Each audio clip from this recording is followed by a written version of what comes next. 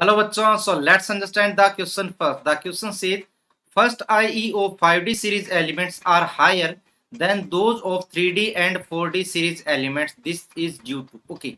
So देखिए question क्या दिया गया है उसे हम समझते हैं, उसके बाद सभी ऑप्शंस पर मूव करते हैं। हमारे पास टोटल 4 ट्रांजिशन सीरीज रहती है, जैसे सबसे पहले मैं बात करूं 3D, then 4D and then 5D।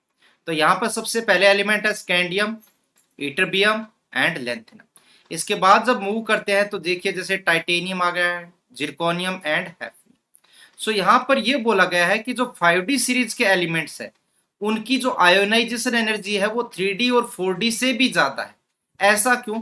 जबकि हमें पता है कि टॉप टू बॉटम जाने पर साइज इंक्रीज होती है, लेकिन साथ ही साथ देखिए यहाँ पर तो साइज इंक्रीज होती है। अगर मैं बात करूं साइज की, ठीक है, तो यहाँ पर साइज हो रही है इंक्रीज, लेकिन यहाँ पर इन दोनों की साइज ऑलमोस्ट इक्वल हो जाती है। इसका रीजन क्या होता है? इसका रीजन ये है कि जो हैफनियम है यहाँ पर जो कॉन्फ़िगरेशन लिखते हैं, क्योंकि लेंथेनम के बाद जब हैफनियम में आते हैं तो 14 प्रोटॉन ऐड होते हैं और 14 इलेक्ट्रॉन्स, और ये इलेक्ट्रॉन्स जो होते हैं वो एफ सब सेल के होते हैं। तो इससे इफेक्ट क्या पड़ेगा? देखिए जेड इफेक्टिव इक्वल टू होता है जेड माइनस सिग्मा।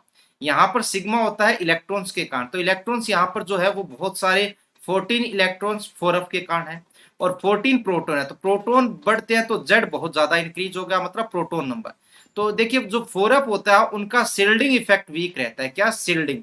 तो SPDF, डी एंड एफ का शिल्डिंग क्या रहता है? बहुत वीक रहता है इनकी शेप के कारण, जिस कारण से ये तो वीक है, जेड बढ़ रहा है, इस कारण से जेड इफेक्टिव बहुत ज्यादा हो जाता है। इसका मीनिंग क्या है? जो इलेक्ट्रॉन्स होते हैं उन पर अट्रैक्टिव पावर होता है न्यूक्लियस का, वो बहुत ज्यादा हो गया।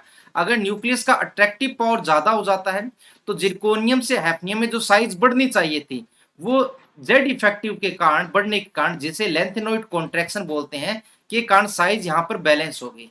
लेकिन साथ ही साथ अगर मैं ये कहूं कि हैफनियम में से एक इलेक्ट्रॉन निकालना है, एक जेड से निकालना है और एक टी से निकालना है, तो पता है यहाँ पर क्या होगा? हैफनियम से इलेक्ट्रॉन निकालना ज्यादा मुश्किल होता है, ज्यादा एनर्जी की रिक्वायरमेंट होती है। इसका रीजन ये है कि यहाँ का जो इलेक्ट्रॉन्स है उस पर अट्रैक्टिव पावर बहुत ज्यादा लग रहा है, जेड इफेक्टिव बहुत ज्यादा लग रहा है, और जेड इफेक्टिव बहुत ज्यादा होने के कारण आयोनाइजेशन एनर्जी काफी ज्यादा बढ़ जाती है। अब हम यहाँ पर ऑप्शंस की बात करते हैं।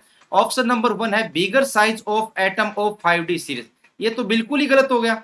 5D की साइज भी अगर बात की जाए तो बैलेंस हो जाती है, तो फर्स्ट स्टेटमेंट तो क्लियर रॉन्ग है। Option number 2, greater effective nuclear charge is experienced bye valence electron. सही है। क्यों? क्योंकि मैंने बोला है जेड इफेक्टिव ज्यादा है, तो इसके जो वैलेंस इलेक्ट्रॉन है, आउटर मोस्ट साइड इलेक्ट्रॉन, उस पर न्यूक्लियस ज्यादा पावरफुली अट्रैक्टिव पावर लगाएगा। Because of the weak shielding of nucleus by 4f electrons in 5D series. So यहाँ 5D सीरीज में बात कर रहे हैं, मैंने बोला इलेक्ट्रॉन्स जो है वो कहां पर ऐड हो रहे हैं? 4f में ऐड हो रहे हैं, और उनका शिल्डिंग क्या है? उनका शिल्डिंग है week.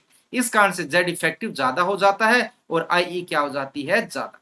So the right answer is option number 2, that is greater effective nuclear charge is experienced by valence electron because the weak shielding of nucleus by 4f electron in 5D series.